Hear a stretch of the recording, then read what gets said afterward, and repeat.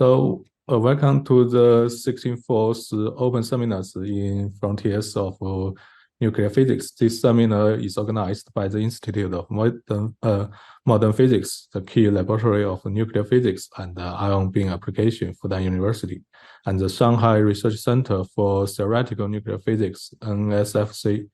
It is supported by the programming of introducing talents of disciplines to universities and the Journal of Nuclear Science and Techniques, and it is live streamed in Kaohsiung.com. So today, it is our great pleasure to welcome Professor Colò. I will give a first brief introductions to Professor Colò. So Professor Gianluca Colò is a full professor at the Department of Physics, University of Milano. He received his PhD at the University of Milano in 1992 and joined the university since 1995. His research activities has been focused on theoretical nuclear structure physics, yet with interests in the nuclear reactions and applications of nuclear theory method to atomic and molecular physics. In these respects, he is the author of the monography on molecular clusters. He has more than 215 publications with about 7,000 citations, with a H index 14.8. He also served in the scientific and program advisory committees of various laboratories and the editors of the International Journal of Modern Physics E. Today, he will give us a seminar on the recent advances in nuclear density functional theory and applications to the nuclear response. Now let's welcome Professor Colò. It's your time. Yes, thank you very much for this very kind introduction and also more generally for this invitation. I'm happy to give this talk today. And before I start and I share my screen, let me say that I don't mind if you interact with some question. I mean, of course, we have time for discussion at the end, but if something is really not clear, please do not hesitate to interrupt. So now I think I should share the screen and it should work. Recording in progress. It should work because we tried it before. So let me see. Okay, please confirm to me that everything looks fine. Yes, it looks great. Okay, thank you very much. Okay, the title is quite general, so maybe I should start telling you what I'm going to discuss today. I will give a brief introduction, which, okay, will be maybe boring for the people who know very well density function and also nuclear structure in general. So you can maybe take a nap during it if you are expert, but I don't know exactly the audience and the background of the audience. So I thought that maybe some general concepts are useful nevertheless. And of course, about, the general features and also open problems, I will be a little bit biased, as is quite normal. And then maybe in second part and third part, second and third, I will give two examples of application of DFT to the nuclear response, as in the title. In particular, I will look at, I will discuss something related to the study of high-lying excited state, like giant resonances, and application to the nuclear equation of states. So one will be about symmetry energy and isovector states, and second will be about incompressibility. So maybe even people who work, for instance, in heavy ion collision have some kind of background about these two topics, because maybe you can access similar problems for a different viewpoint. And I hope this will also trigger some discussion. In principle, in my abstract, I also mentioned some recent work that we have just submitted to PRC, and it is about projection method applied to QRPA. This is, let's say, more technical or more specialized, but certainly of some interest. I start doubting that I will have time if I just speak slowly in such a way that you can understand. So maybe I will just flash it and it will remain in the slides, and also it will be an opportunity for questions. Okay, so as I said before the recording, we will have time at the end. I will maybe stop in 45 or 50 minutes. But anyway, if there are some really urgent questions, I don't mind being interrupted. Okay, a few words about nuclear structure in general. First, a kind of disclaimer. You know that there are different models to approach nuclear structure physics, and nowadays many people are pushing the so-called ab initio approach. In ab initio, which is something which I appreciate, but I'm not really working on it, you try to start from some Hamiltonian, which is, let's say, as fundamental as possible. It can be linked to QCD or fit on 2 or 3 body observable, and you try to calculate things with a many-body method, like perturbation theory or maybe quantum Monte Carlo, methods which are as exact as possible or as systematically improved as possible. People usually say we are able to calculate more and more using ab initio, so this is not a very recent picture, but is meant to show, these people try to calculate heavier and heavier nuclei. It's very difficult still with ab initio to calculate with nuclei which have complicated shape, axial nuclei or triaxial nuclei. And also sometimes there is a kind of uncertainty related to the use of the Hamiltonian. So definitely, if you want the precision physics, maybe shell model is better. Shell model or configuration interaction is a model in which you try instead to use more empirical input, but you try to get precise information on low-line spectra by allowing nucleons to occupy many states and diagonalize large Hamiltonians. Now, the reason why I like DFT and I do DFT is not only that you can calculate many more nuclei, but also there is another point which I want to stress. You can plot the same NZ plane, on the XY axis, as I tried to do in this picture. And you should consider that in nuclei there is a third axis, which is also excitation energy. In ab initio, often you can calculate or you are interested in ground state properties, but there are also states that lie at high energy, 10, 15, 20 MeV, or even 30.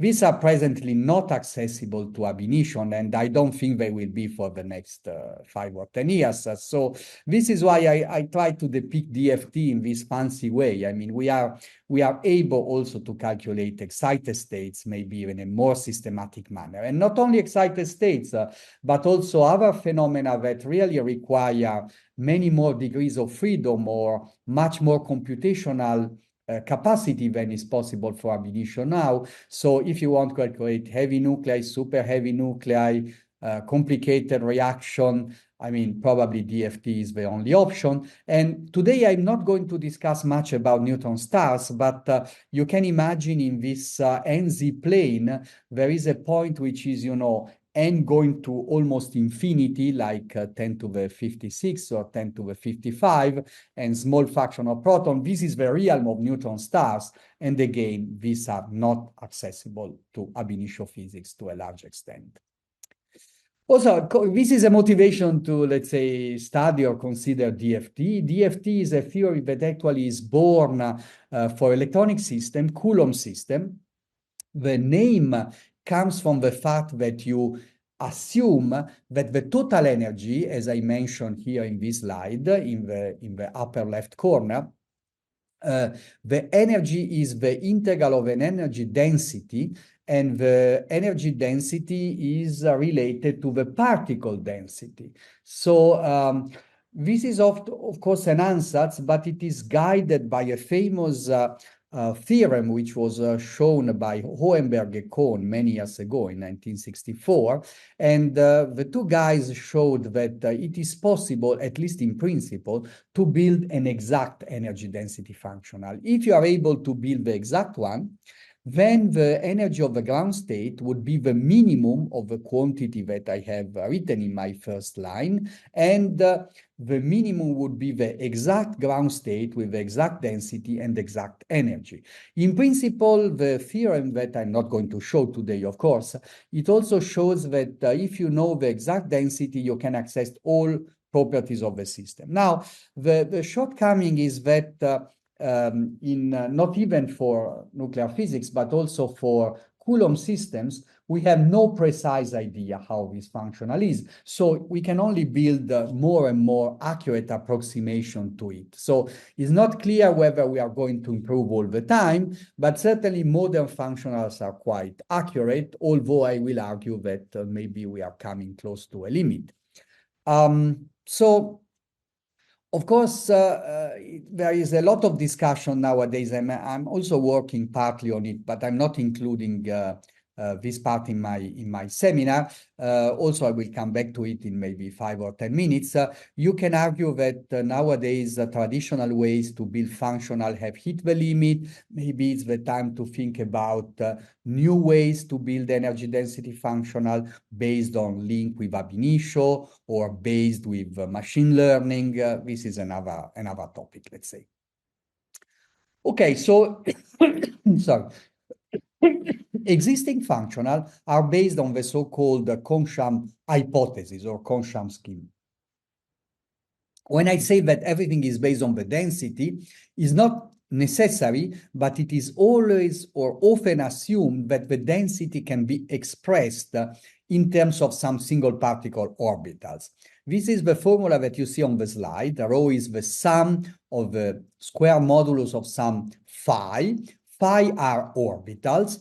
The advantage of introducing orbitals is that in this way, you are sure that you can write the kinetic energy in a way which you know, because it's the kinetic energy of non-interacting particles. Again, there are people who are trying to build some so-called orbital-free kinetic energy, in which you don't assume the existence of orbitals. Again, different groups are working, including some group in China and PKU.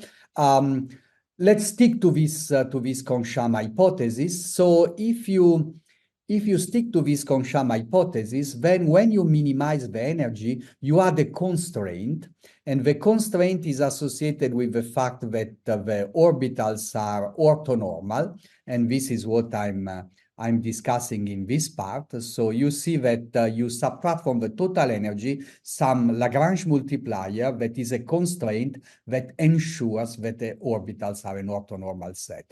And then in the Coulomb system, you have an external potential that you don't have in nuclei. You can single out the kinetic energy because it's written in this slide, and then you are left with some part which is called F in this slide, which you have to build, you have to guess. But the advantage of this scheme is that when you try to derive a kind of Euler-Lagrange equation, the variational parameters are the single particle orbitals, and you come to an equation which is the equation that I show in this red box, which is a Schrödinger-like equation. So if you have a code based on Hartree-Fock or Woods-Saxon or Minfield, it's very easy to adapt it to this Kohn-Sham scheme. And I will write schematically this Schrödinger-like equation in this way. Small h phi I equal epsilon I phi I, and I will quote the words of the guy that appears now in the bottom right corner of the slide, who is Walter Kohn, who invented this Kohn-Sham scheme, and he used to say that in this way, in the Kohn-Sham scheme, DFT becomes an exactification of Hartree-Fock. I think you understand from what I said. Now, I'm not doing anything exact. Nobody is doing anything exact. There are people who try to approximate the exact functional with covariant DFT, as some of you in the audience, some people who use Goni. I will show some results that I based on the ansatz, which is named after SCRM. So they are called the SCRM energy density functional. These are so-called local functional. It means if you consider the energy density in this point, you consider the density in the very same point plus some derivative terms, but they are local or quasi-local. And they are usually made up with certain terms. So the kinetic energy is something that I already explained to you. And then there is the core part, which is this E-SCRM in the slide. As I told you, this is based on some local density. This is a typical ansatz. So you have a term which depends on the total density square. And then you have terms that depend on tau, which is kind of second derivative of a density, and then there are terms which depends on this J. I'm not going to give you the expression of this J, but it's called spin orbit density, and you find the expression in many places. And the quantities which are labeled at C in my slides are 3 parameters that you fit on a certain set of observables, and then you try to reproduce many more. In principle, all these C coupling constants could be in turn functional of the density, but for simplicity, only few of them are, and in the case at hand, only the first one is written as a function of the density. So parameters are determined by fit to data. As I said, you can do it with different protocols. After 20 years, I think we learned that if we use similar protocols, it doesn't matter so much if you use Skirm ansatz or let's say Goni ansatz or covariant ansatz, you come maybe to similar physics. But okay, I'm now going to finish more or less my introduction, and I'm not going to dwell on all open question or open problems in DFT. So let me provide to you 1 or 2 more slides just to give you some idea. DFT is applied to nuclear masses, and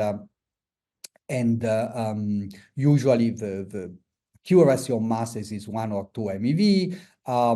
Of course, people use DFT to predict some very exotic nuclei, like nuclei at the drip line. We discussed, for instance, before the start of a seminar about 2-proton decay. Of course, you could also use DFT for 2-proton decay, or for predicting the drip line, or for predicting super heavy nuclei, or for predicting nuclei that display special deformation or special intrinsic shape.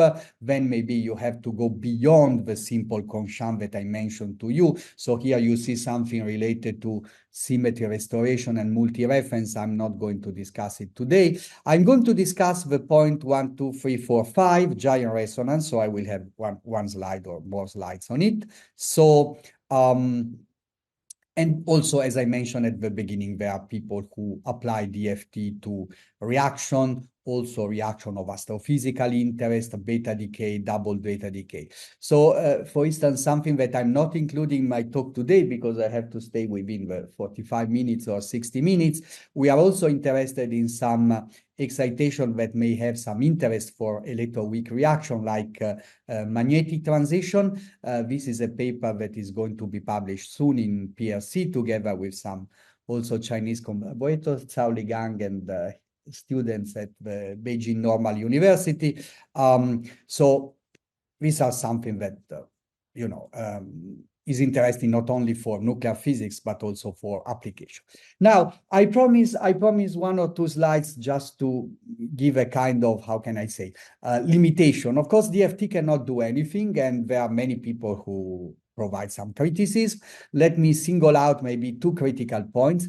One point is that, of course, I told you that you can predict drip lines, but of course you have errors when you predict drip lines. This is a paper which is a bit old, but I think more recent paper, added to the knowledge in this field, but didn't change so much the qualitative picture. The qualitative picture is that if you try to use some model which is fit on nuclei that you know, which are basically stable nuclei, then essentially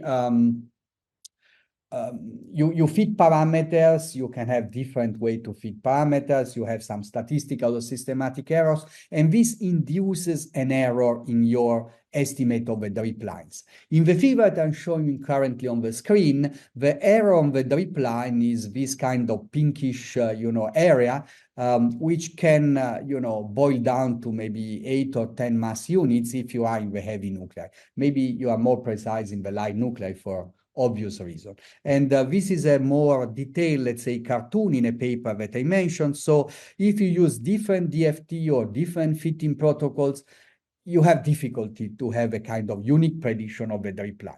And then you may think, okay, I will improve, but nowadays maybe we are coming, let's say, to the limit of improvement. So there was a strong statement, for instance, in the papers written by this UNIDEF collaboration in the US, saying that maybe now, for instance, the Skirm ansatz have more or less hit the limits, and I told you that in the square ansatz, you introduce derivative operators. Some people now are trying higher order derivative operators, for instance, in this paper, and there is no big sign of improvement. So maybe, you have more parameters to fit, but it's not necessarily meaning that you are doing better. Maybe you are doing even overfitting. So this is why I was advertising before some maybe new ways of thinking. And okay, it's not my subject today, but it could be a subject on another seminar.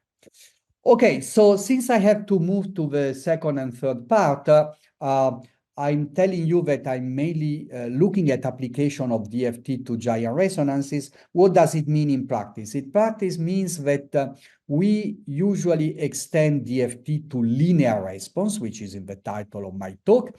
What does it mean? Maybe you are familiar with linear response from textbooks. I start from the equation here in the bottom left corner of my slide, which is this kind of Schrödinger-like equation. And now I'm assuming that there is an external field f of t, which is acting on the system. And I'm assuming that I can derive a kind of time-dependent equation for the density, which is this familiar equation that you see on the slide. It can be solved directly in principle. You just assume that at t equals 0, the density is different from the ground state, and then you let it go, like when you simulate a reaction. Actually, this can be done, and this is, for instance, a plot by a colleague from the University of Surrey, who is studying how, for instance, the dipole moment, the Newton-proton average distance is evolving as a function of the time. This is a deformed nuclei, so there are evolution along two different axes.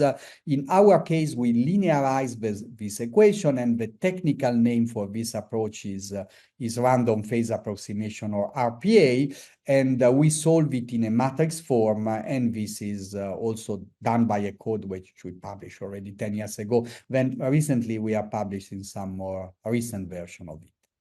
So let me move to the next point. So I apply this, not only me, but several people have applied this method to the study of the most collective nuclear vibration. And this is a cartoon in which these nuclear vibrations are depicted as a function of the multipolarity. Monopole means you don't give angular momentum, and so the system keeps being spherical. Dipole means, there are two things that slosh against each other, and so on and so forth. And of course, on top of angular momentum, you have spin and isospin. I mentioned our recent paper on, for instance, magnetic states, and this is, very general. Now, why is this interesting? Why should we aim at looking at giant resonances? Of course, we want to know everything because we are curious, we are physicists, but I think nowadays there is, of course, some interest in looking at giant resonances because of astrophysics application, or because some of them are very elusive and experimentalists like to figure out whether there is something to some new experimental techniques to be designed for them. But I would say that one of the main interests is the link with the equation of states. The equation of state is something that we all want to know if we are nuclear physicists, and maybe not only. So it's a kind of general thing that we want to address. So equation of state refers to nuclear matter. Nuclear matter is a system, a uniform system made up with neutron and protons at constant density. Of course, you have to take out Coulomb, because otherwise the system will not exist simply. And there are, of course, people who are studying it in very exotic shape. Maybe even some of you in the audience are interested in, phase transition. If you have high density or high temperature. I'm sticking here to temperature equals 0. And if we stick to temperature equals 0, and again, we come back to the usual definition of the density, from elementary thermodynamics, although for the sake of convenience, I'm writing again the equation here, that there is an easy way to derive the pressure if you know the energy per particle, which is E over A. So please look at this last equation. We usually call E over A, so energy per particle, the equation of state, because if you know the energy per particle as a function of the density, you also know the pressure, and pressure as a function of the density is what you call equation of state in thermodynamics. So this is actually something that is written in this slide, but I already said. Now, in the nuclear case, we have neutron and protons. So usually when we talk about energy per particle, we distinguish two variables: the total density rho and this quantity beta, which I'm now putting on the slide. It is the relative neutron-proton imbalance. So except for neutron stars, in many cases, beta is kind of small parameters in the ordinary nuclei. So the equation that I'm putting in this slide is the usual Taylor expansion in beta when you assume that you can stop at beta to the second power. Odd powers are forbidden by isospin symmetry, so you have a term for the beta equals 0, which corresponds to symmetric nuclear matter, and you have a term in beta square that defines the so-called symmetry energy S. This equation is repeated for the sake of convenience also in this second slide, and perhaps this is also something that you know very well, or all of you know, but it's not, it doesn't have to repeat it.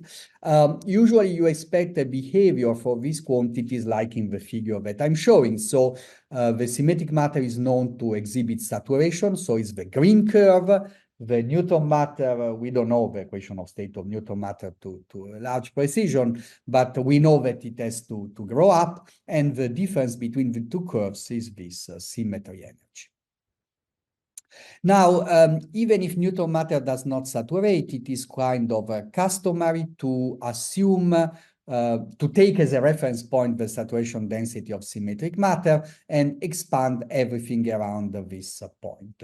So these are also well-known equations, which I repeat for the benefit of the audience. So the energy per particle in symmetric matter is written in the first slide. So there is a minimum value, and then there is this quantity, which is called incompressibility, because it corresponds to the energy that you have to spend to compress the system. And then symmetry energy is expressed in terms of this quantity, which are the value of symmetry energy at saturation, the first derivative, the second derivative.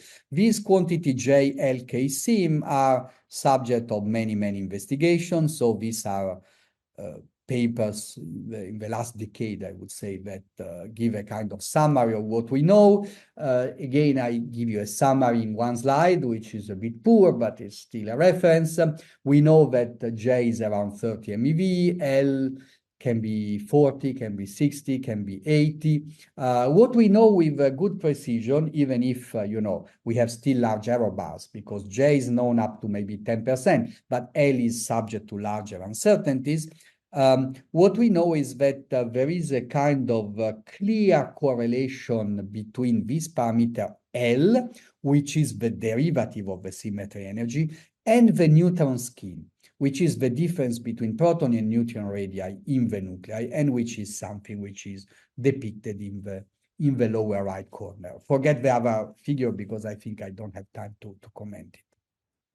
Now, there are people who try to extract this quantity from standard nuclear structure observable, like masses, people who try to understand how the symmetry energy affect the behavior of reaction when you have, for instance, heavy ion collision at intermediate energy, and of course, symmetry energy also determines and is affected by the properties of neutron star. So, for some times we have been looking at giant resonances, and in particular dipole excitation. And recently we convinced ourselves that probably the best way to extract the symmetry energy is to look at the so-called dipole polarizability. What is dipole polarizability?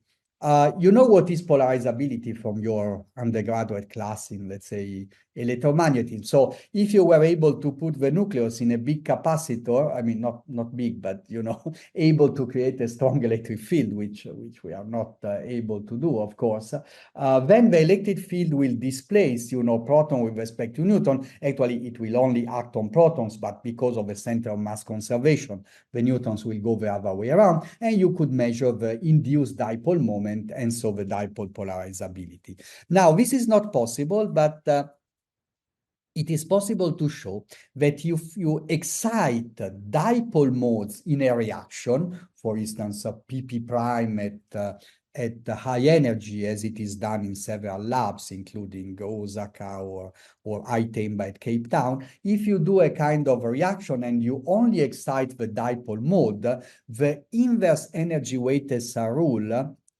which is defined by the equation in the red box, is proportional to this polarizability. So there is an experimental way to access the dipole polarizability.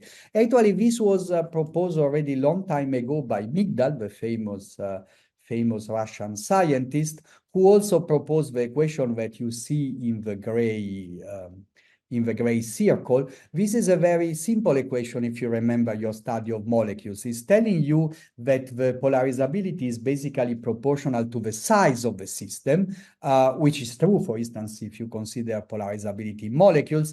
But in nuclei, we know the surface is important. So this is a picture with some systematic of measure dipole polarizability in PP prime experiment. And I don't have the time to discuss with you the details of these two curves, but this figure is meant to show that there is a room for some surface contribution to the polarizability, because otherwise this curve will be completely flat. Of course, for heavy nuclei is more or less flat, because we know that in heavy nuclei, surface is not so much important. Now, a few slides to tell you what we did some time ago and what we did just last year, or rather recently. So we have been able to show that if we want to correlate the dipole polarizability to some property of the symmetry energy, look, for instance, at these two plots, then the polarizability times the symmetry energy at saturation J, which is the y-axis in the right plot, is correlated to either the Newton skin or the slope parameter L. It means that if we measure alpha D, and we have the idea that the uncertainty on J is small, maybe only about 10%, then we can extract this parameter L. We cannot, you know, extract J and L independently, which is what is shown in the upper left plot. And some time ago, we published a paper in which we said if we consider measurements from nickel, tin, and lead, we come to values more or less in this corner. Now, recently, there have been some new measurements in the tin isotopic chain, and then we come to look in detail at some, let's say, detailed problem about this extraction. So you see that if we consider the functional that have J and L more or less in the range that I mentioned to you, okay, they are not doing so badly. For instance, consider this DDME, which is the orange points, or the KD0 J33, which is the red one, or the SV bus. I mean, they are not doing so badly, but they are not reproducing exactly the experimental trend. So maybe there is a room for understanding better the isotopic dependence of the dipole polarizability by studying pairing and other things. What we did, and this is a figure that we refer to, you will better understand maybe later on during my talk in the next 10 minutes. If we try to understand that polarizability and we include some other correlation on top of RPA1, we have a better reproduction. So look at these two curves. the left plot is related to a calculation in the framework of RPA that I described in terms of standard DFT. And then the right plot is related to calculation done with this particle vibration coupling that I will describe in a moment. This seems to improve things. We will come back to it after I discuss also the monopole case.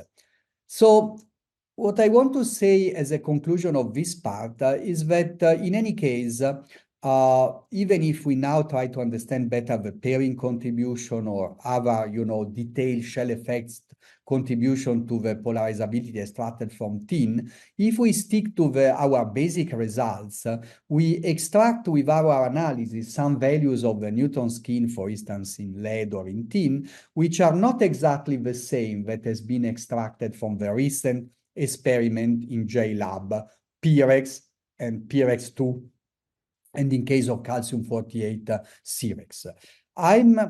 I think that maybe these experiments may have some problem, and there are some examples in the literature, but I want to stress that there is some tension between the two kinds of experiments, but there is a lot of insistence that these JLab experiments are, more model independent or whatever, but I want to advertise this kind of analysis of the polarizability, because polarizability is also basically a model independent analysis and should be considered seriously. Now, let me add one more thing. Considering, extraction of symmetry energy, of course, we could consider isovector dipole, but why not other modes like quadrupole or octupole? A few years ago, we published a paper, I don't have maybe the time to go into the detail of it, in which we show that also quadrupole can give information on the dipole polarizability, can also give information on the symmetry energy and Newton skin. I'm skipping all the details, so please keep in mind just the conclusion. This is a figure which is meant to show that if you know the experimental value of the isovector and isoscalar giant quadrupole resonance, you can also extract something related to the Newton skin, which is delta R in the y-axis of this plot, or also L. And this is actually in the list of the different ways that you use to extract dipole polarizability. Now, the point is that up to now, it's not so easy to, it's not so easy to measure or to analyze all the giant resonance in a very exclusive way. When we have to measure dipole, we have some good techniques, but for quadrupole octupole, we have some difficulty. So this is why it was very nice to see this paper appearing in Physical Review Letters recently by some colleagues in Lanzhou I'm also collaborating with, but for other things. They showed that if we use not only the usual photons that have linear momentum, but the photons with some orbital angular momentum, then photon with orbital angular momentum can excite quadrupole, octupole, or higher multiples in an exclusive way. This is shown in the paper that I'm now mentioning in this slide, and I should thank Professor Ma for inviting me to write a comment on this paper, which appeared recently in Nuclear Science Techniques. This is a comment, but the main essence, of course, is the paper by the colleagues by the colleagues that I'm mentioning above. This is just a resume of what they did. I think this can pave the way to better measurements of new giant resonance and new complementary way to look at the symmetry energy.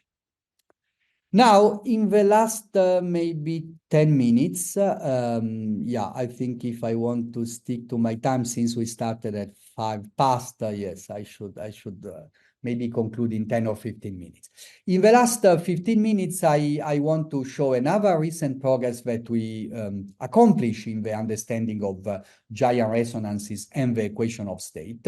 And this is related to another of the parameters that I mentioned before, which is the nuclear incompressibility. So what is nuclear incompressibility? It's rather intuitive, and it has been discussed for many, many years. If you try to compress your system, you will have you know, a parameter which is telling you how stiff or how soft the nucleus is or the nuclear matter is. We usually define it for nuclear matter, but it is of course related to incompressibility of finite system. So the formulas that I'm putting in this slide, on the right side, you see this chi, which is what you learn in school, you know, when you talk about compressibility of iron or steel, you talk about this chi. Now nuclear matter is maybe 10 to the, if I remember correctly, 10 to the 29 or 10 to the 30 times stiffer than some material that you can use to build a car or a factory. In nuclear physics, it's customary to discuss not the compressibility, but the incompressibility. The incompressibility would be this chi minus 1, but we define in terms of a k infinity of the left, there is a simple relation between the two. Now, of course, again, this is a parameter which we want to know, not just to put in a textbook and leave it for the future, but also because in some simulation, like simulation of a supernova explosion, it plays a role.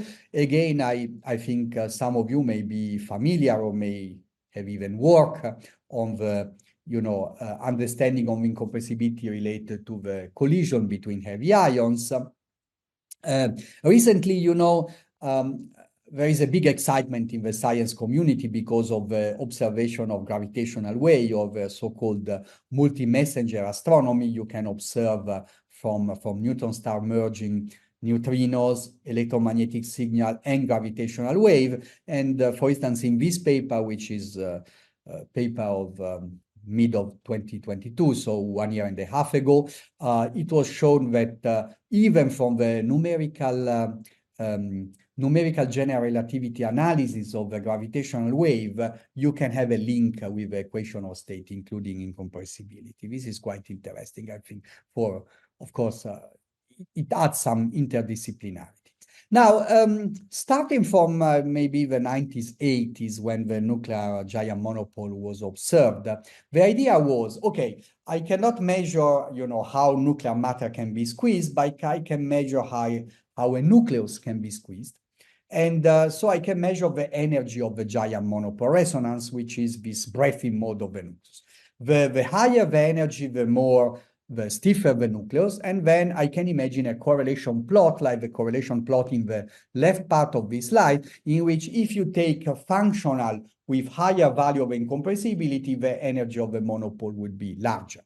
Now, of course, if your theory is exact, you measure the energy of the monopole, you infer with this horizontal green line the value of incompressibility by comparing with the x-axis. Of course, you imagine there will be some model dependence, which is the gray area, but the point is that it has been found that this methodology can be sensitive to the choice of the nucleus. And then we consider seriously this problem recently, because it cannot be acceptable that, you know, if you take two different nuclei, you get two different value of incompressibility. In particular, we focus on this problem of this so-called softness of the tin isotopes, because if we consider tin and lead, let's start from tin, for instance. If we consider tin, we can extract a value of incompressibility which is around 240. But if we consider, you know, the functional of the theories of the models that reproduce lead quite well, which are, for instance, the three curves in the upper right panel, then we discover that the very same model applied to tin, they don't perform so well. They overestimate the energy of the giant monopole in tin by about 1 MeV, which means that somehow tin is somehow softer than lead, which, of course, as I said before, we cannot accept. So there have been other attempts, including from our group, to consider again pairing contribution, but nothing so conclusive. So what we attempted recently with collaborators main collaborator is Yifei Niu from Lanzhou, Professor Niu, and also her student, Li Zhenzhen, who came to Milano for 1 year, we consider the idea of changing the very paradigm of this extraction. So in this kind of plot that I'm showing here, we assume that we can do only RPA correlation. But why should we stop at RPA? RPA is linear response. Linear response means that I consider lower order terms in the response of the nucleus. And in technical terms, it means that the matrix that I have to diagonalize, maybe you forgot, but I showed it in one of my first slides, is with matrix A, B minus A.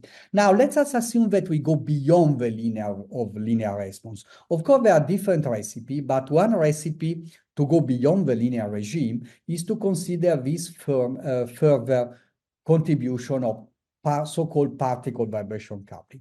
In practice, it means that you take this RPA matrix and you add some self-energy terms. Self-energy terms means the linear component to the linear response that are the particle Hall excitation for the nucleus are coupled to more complicated excitation. You can do it in terms of very precise, well-defined Feynman diagrams. So at linear regime, the response is dominated only by one particle, one Hall excitation on top of the ground state of the nucleus. If you go beyond, you have 2 particles, 2 holes, or 4 particles, 4 holes, or 6 particles, 6 holes. And in this way, by considering intermediate states which have 1 particle, 1 hole, and 1 low line vibration, which is this wavy line, we consider also some extra correlation compared to simple 2 particle, 2 hole.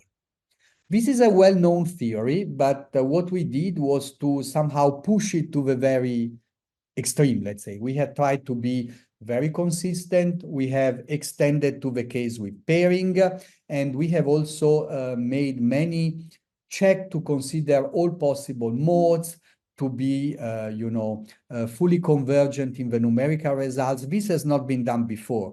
Previous calculations have been a little bit more phenomenological or less accurate.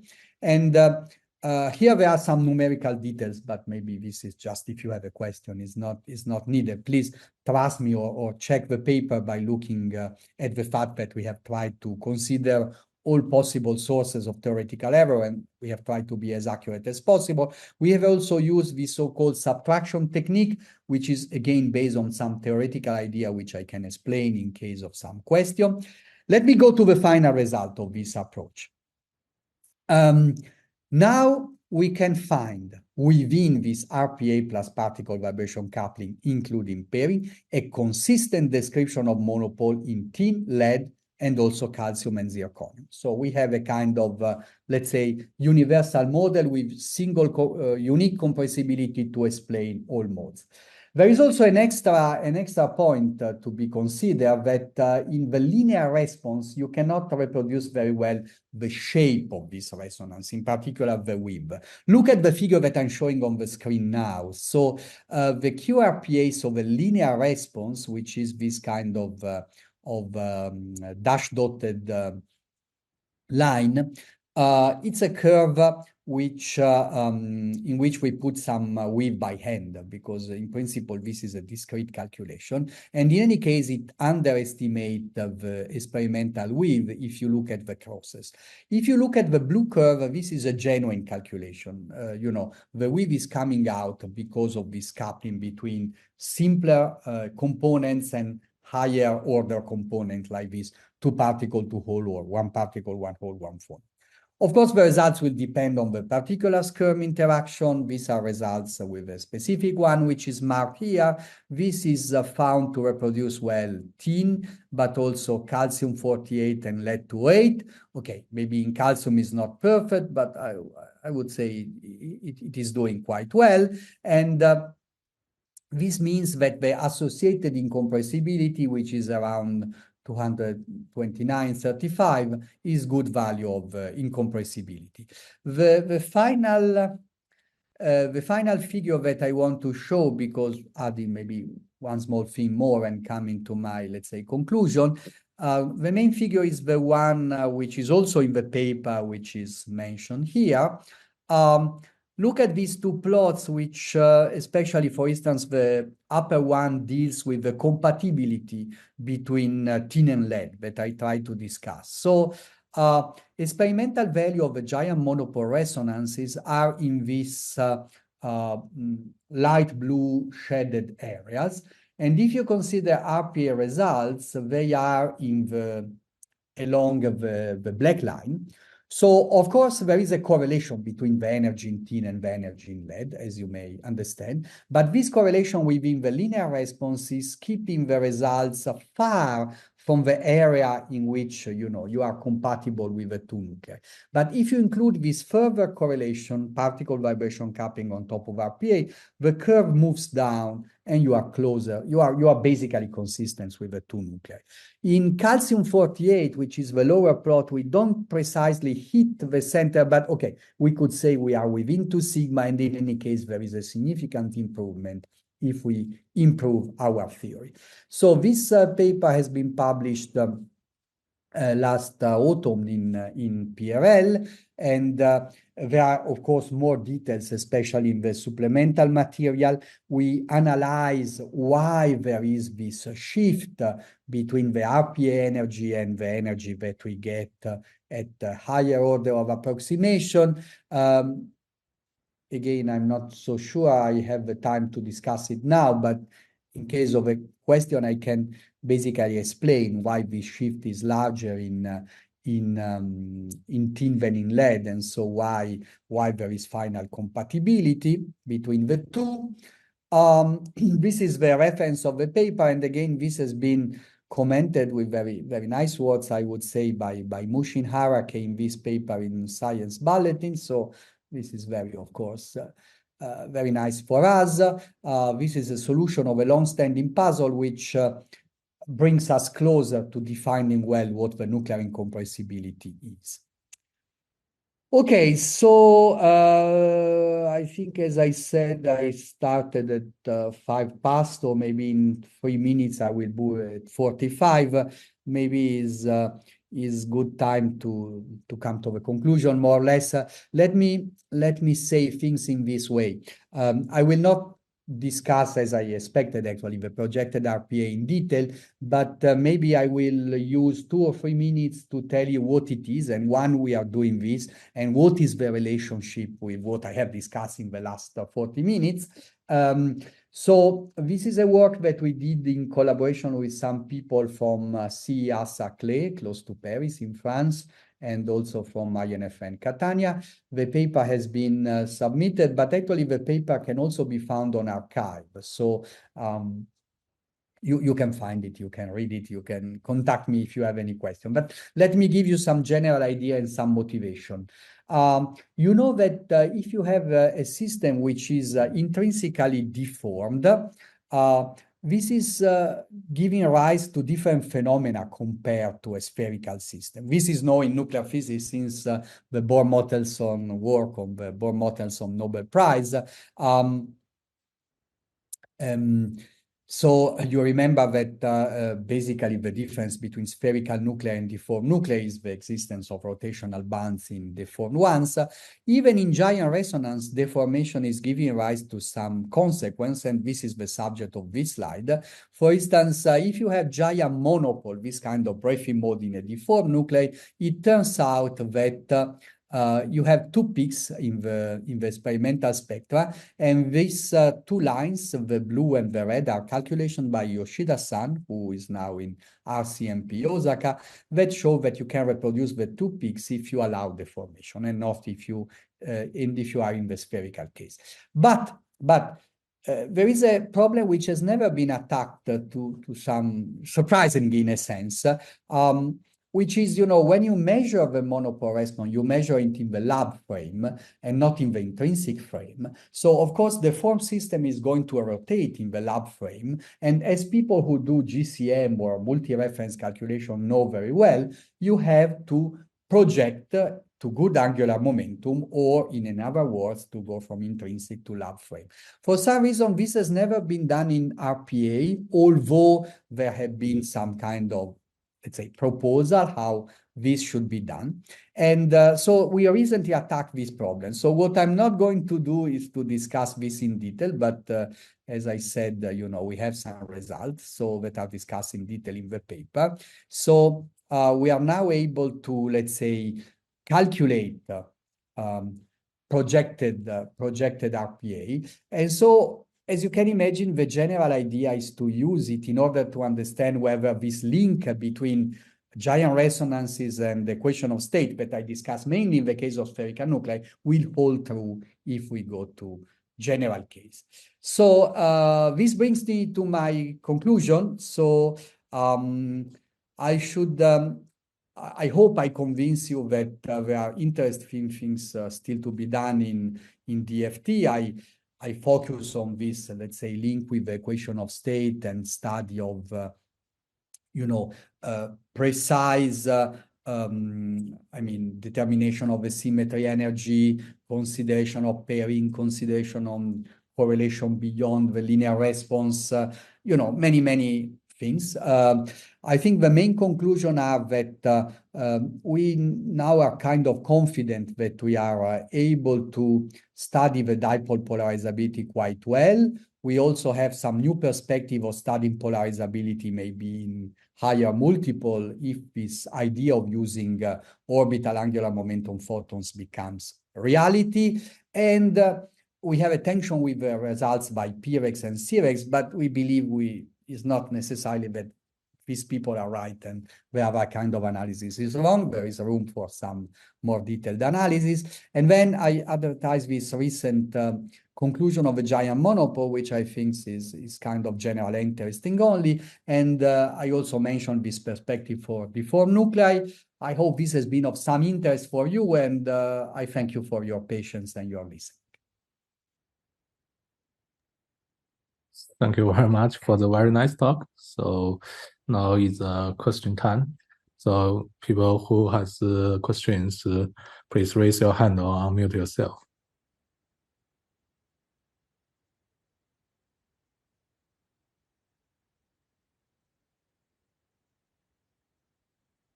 Maybe I have started with some questions. Sure. So as you raised in your talk, so why is the particle vibrational coupling is more important in the tin isotope than the lead isotope? Yes, that's a good question, of course. So I have two slides to explain it, but okay, let me first start by the slide that I showed you in the talk. Sorry, I maybe spend a few moments to move up and down, but I hope this is acceptable. So first of all, we found empirically, first of all, that there is a different kind of shift in the two cases. So what I'm showing in the plot, but I didn't comment during the talk, is, this delta EC, which is in the y-axis, is the shift between the RPA energy and the particle vibration coupling energy. So you see that the different points correspond to different interactions, so there is a large spread. But even in this large spread, you see a clear trend, which is going down. So now we made further analysis, and we see, okay, what is the main reason for this shift? Of course, the shift is related to this self-energy, so coupling. And as you know, self-energy is a quantity which is written as in this slide, is a kind of pole behavior. So it starts going down, and then suddenly, if you hit a pole, because there is a degeneracy between one particle, one hole, and two particle, two hole, is moving up. Now, we found out that in the case of tin and lead, as you see from the two plots, the energy of the giant monopole is closer to this, let's say, jump, pole-like behavior, and then the self-energy, so the shift is larger. And then we concluded that this is mainly related to the fact that you have pairing in tin. So what are the two curves in this slide? The black line is the energy of the giant monopole, and then this kind of lines which are, blue, and also this kind of greenish, is related to the energy of these intermediate states. So because of the pairing, the energy of the intermediate states is higher in tin because you have the pairing gap. And because of this, the different, let's say, ratio between the energy of the giant monopole and the energy of the coupled states is different. And this is producing the different shifts. I see. Yes, thank you very much. I think Professor Zhou has a question. So, Gianluca, Yes. thank you very much. Very, very nice talk with very general pictures and very recent interesting results. Concerning the picture, I have some difficulty in understanding the isoscalar giant monopole resonance in deformed nuclei. You mentioned that in spherical nuclei, the breathing mode, we can easily imagine the picture. So for deformed nuclei, what would happen for the giant monopole resonance? Yes. So that's a very good question. And okay, in fact, I would have liked to discuss it, but time is limited. So, and I didn't want to sacrifice the introduction because I didn't know, if it were a seminar for very expert people, I can skip the initial part, but I don't know the audience. So I didn't want to start immediately in the middle of very detailed things. So let me come to your question. So the basic picture that we understood, of course, it's open to discussion, is the following. In deformed nucleus in intrinsic frame, J is no longer a good quantum number, but if we have axial symmetry, as you know very well, because you are very expert in this topic, K is a good quantum number. So our understanding is in spherical nucleus, you have a monopole and quadrupole. And actually, okay, to be honest, I would say quadrupole is lower and monopole is higher, because usually this is the case. So in spherical nucleus, these are decoupled. So if you measure at 0 degree, you only find monopole. If you measure at 2 degree, you only find quadrupole. In deformed nuclei, they are coupled because the k = 0 component is the same in the two. So when we look to the picture in the screen now, we interpret the higher line peak as the real monopole with some fraction of quadrupole, and the lower line peak is as the quadrupole with some fraction of monopole. So they are mixed. So this is the interpretation that comes from the QRPA in the intrinsic frame. So now we want to understand what happens if we project it out. But to come to your question in a more precise way, let me see.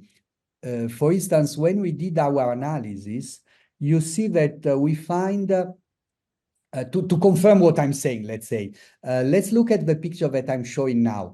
If you look at the upper right plot, this is the higher lying peak transition density. So it looks like monopole, right? Because you have the same shape of a ground state and you are, enlarging it.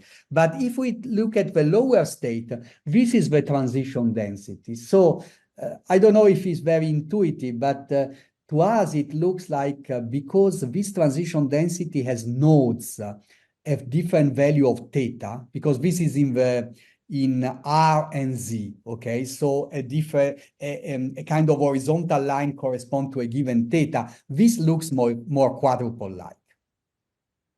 I see. Thank you very much, Gianluca. Thanks. You're welcome. There's another question from... I see another hand. Yeah. Please unmute yourself. Hello? Hello? Can you hear me? Yes, you can speak a bit louder.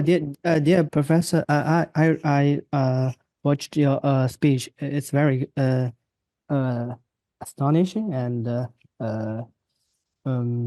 inspiring. And I have a question. As you mentioned here, you can predict some joint dipole energy spectrum. And my question is, can this DFT theory or QRPA or QRPC theory predict the period of this resonance? the time scale, can this theory describe the for example, we treat this a resonance as some vibration or oscillation of the nuclear. The deformed nuclear will also vibrate, and they can we get and can we imagine these things? And as you I remember you mentioned in your slide, this is some time dependent things, and can we predict for example the resonance period from this theory, and what is the time scale of this? For example, 10 to minus 20 or 10 to minus 22 or something like that.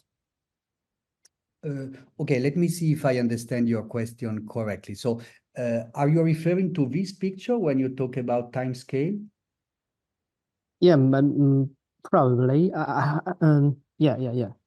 Okay, so I don't know if I answered directly your question, but let me start and then we see. Okay, so what I said when I mentioned this calculation by some other people is that you can do directly in the real space and as a function of time. And you see that the scale here is 10 to the 3 Fermi over C. So if you convert, you can easily understand this here, so the order of 10 to the 22nd or something like that. Faster than 10 to the minus 20, 10 to the minus 21. Now, of course, this is theory, right? So this is a kind of simulation. Now, experimentally, of course, you never have a kind of possibility to analyze the time dependence. This can be done, for instance, in some slow phenomena that happens in large molecules. In some cases, you can really have a kind of snapshot, but in the nuclear case, you cannot. So what is the relationship between this and the experiment of the next talk? So if you, for instance, calculate the Fourier transform of this, you go from the time dependence to the spectrum and you compare with the experiment. This is what usually people do. So if I now show, I don't remember if I have a good picture for it, but yeah, sorry, I don't have I realized I never put in my slide a kind of dipole strength function. So sorry, I don't have it, but okay, if you have then a kind of picture like I measure some dipole experiment like PP prime or Photoshop, and I have one peak or two peaks, they come from the Fourier transform of the previous picture. But I don't know if it's answered your question or not. Okay, I will think about it later. But can I ask continue this? For example, can we treat the you have a picture of the giant dipole strands. So the x-axis is energy and the y-axis is the strength. Can we treat for example, the width of the energy peak? Yeah. As something related to for example, the period or yes. Okay. or the lifetime of this thing. Okay, that's okay. Now I get your point. Yes, of course. If you have a width, like in this case, the width is 5 MeV, then you can relate to a half-life. So half-life is related by half-life equal h bar divided by width. Okay, so if you have a giant resonance is at 15 MeV, like in this case, it means the period is typical 10 to the minus 22, but the lifetime is basically just, 3 or 4 periods, because, the ratio between gamma and the energy is 3. So also the ratio between the period and the half-life is 3. So it means you have 3 oscillation and then a decay. But is this the same case as, for example, maybe the nuclear itself, before it have this these RSGMR things, the nuclear itself maybe itself are just vibrating or something, have some intrinsic oscillation inside it. Then we stimulate it by some other force or gamma rays, then it start to have we observe the giant resonance. Yeah. Is there the middle state between we observe the giant for giant mono resonance, and can this theory predict these things? The middle state?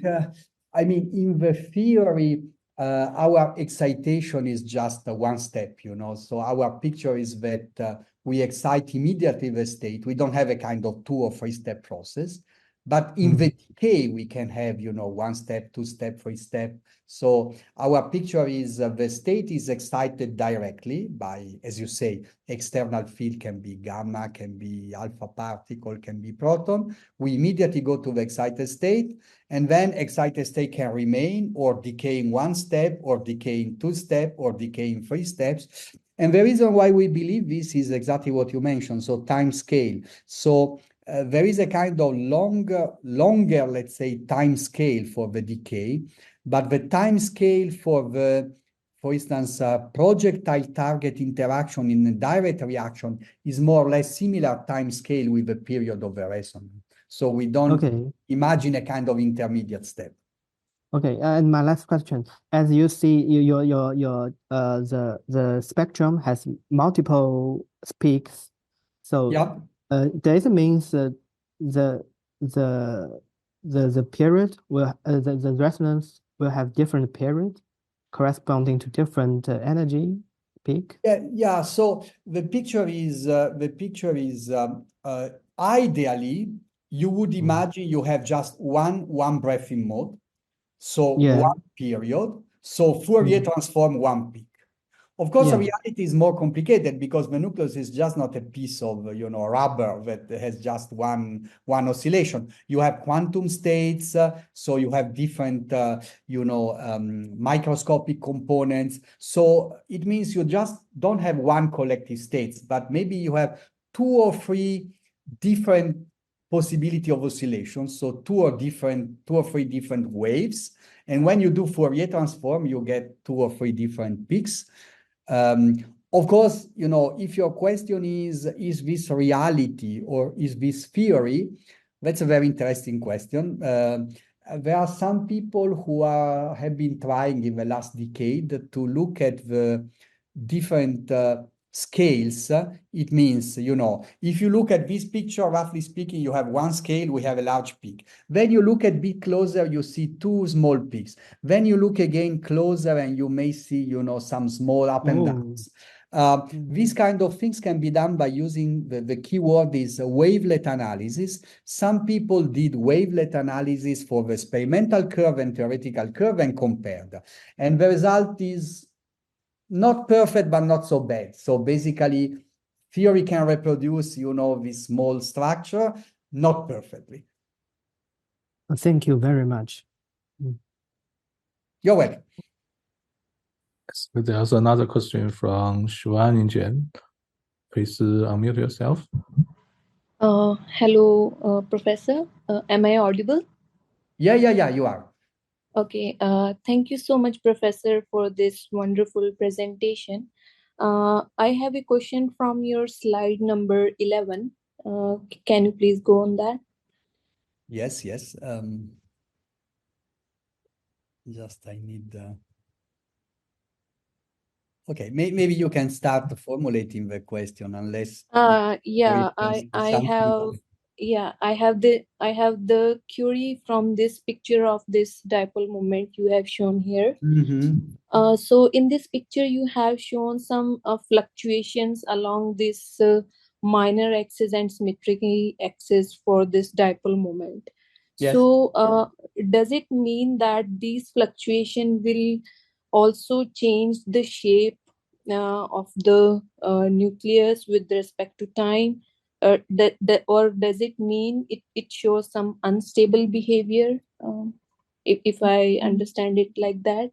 No, I don't think it shows any instability. I think you can go back to the answer that I gave to the previous question. So if you analyze this kind of fluctuation in time, then you can do Fourier transform and look at some peaks. So let me go to some simplified case and then to the realistic case, which is in the picture. Please imagine for one moment when in the upper plot, in the lower plot, there are just two perfect sinusoids, okay? Then it would mean that you have one typical period related to oscillation through the, let's say, main axis, and major axis, let's say, and another period towards the minor axis. This you can understand because if you have an harmonic oscillator, you know that the frequency is inversely proportional to the radius. So if a system is smaller, the frequency will be higher. Then you will have in the spectrum two peaks, kind of lower one and smaller ones. Then on top of it, here you have let's say fragmentation. Technically, we call it Landau damping. You have on top of this the feature that I discussed in my previous answer. I mean, neither the upper one nor the lower one is a perfect sinusoid, but you recognize what happens if you let 2 or 3 or 4 different waves with slightly different frequency interfere. You have exactly the phenomena that you see very clearly in the upper panel, for instance, right? You take cosine 3 or 4 Fourier amplitudes with slightly different omega and lambda, and you get exactly what you have in the upper plot, these beatings, right? And then this is what happens. Okay. But it doesn't mean that the nucleus eventually will break. I mean, it means that it is not a simple harmonic oscillator, but there are very different, things going on. Okay, I got you. Okay, thank you, Professor. You're very welcome. So, any more questions from the audience? Maybe I can ask another question. Sure, so, as you mentioned, you are working on those projections of the deformed RPAs. And I think it is important since the Hamiltonian is in rotational invariant. But on the other hand, as discussed, that the giant resonance have a very short lifetimes. Does it survive for a whole period of whole rotation in this case? That's a good question. So that's a very good question.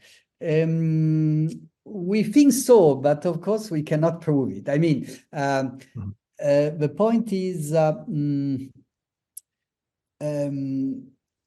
at the moment, of course, we are doing on top of RPA, which means that, RPA state have infinite lifetime, and this means that we are not considering this, but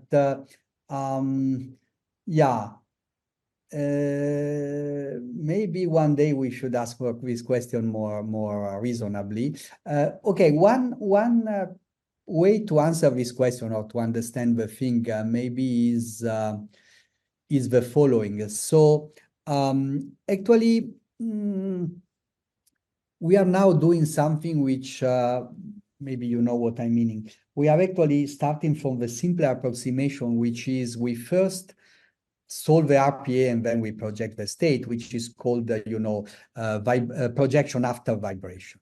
But this is, of course, not the best way. So the next step would be to do the other way around. So to do variation after projection. And then we somehow get rid of this interpretation that we are, projecting some state with some infinite lifetime. We are taking as a basis state in the lab. And then regardless of the time scales, we do, variational procedure in a more correct Hilbert space. I see, yeah. As you mentioned that those RPA states has infinite lifetimes. So I'm wondering how the continual effect impact in this case. So because the giant resonance is a very broad resonance, so it must have some continual impact. Yeah, some time ago, not only me, but also our group, as I said, we studied very I mean, there were many studies about the lifetime related to continuum, actually exactly to what you are studying. I mean, because we can somehow calculate, for instance, the lifetime associated to 1 neutron emission, 1 proton emission. We have never been able, okay, because we didn't spend time on it, in principle it's doable. We've never been able to calculate the lifetime associated to 2 proton emission or lifetime associated to alpha particle, but in principle it's possible, let's say. Now, the point is, this is of course important, but is more important in light nuclei than in heavy nuclei. And in heavy nuclei is you know, longer lifetime or shorter wave compared to this coupling with 2 particle to hole, 3 particle, 3 hole. So to give a number, maybe in lead, if we in tin, if we consider, I don't know, dipole resonance, maybe the wave is 6 MeV, and maybe 1 MeV is continuum coupling, and 5 MeV is this 2 particle to hole, or maybe 4 with respect to 1, or 4 with respect to 1.5. But these are more or less the numbers. I see. Okay, thank you very much. So, if there's no more questions, let's thank again for this very nice talk. Thank you very much. We really appreciate. Okay, and, thank you very much again for invitation and discussion, and hope to meet some of you soon somewhere. Thank you again. Yeah, hope you can visit Fudan in person in the near future. Okay, see you then. Okay, bye-bye now, and thank you again for hospitality.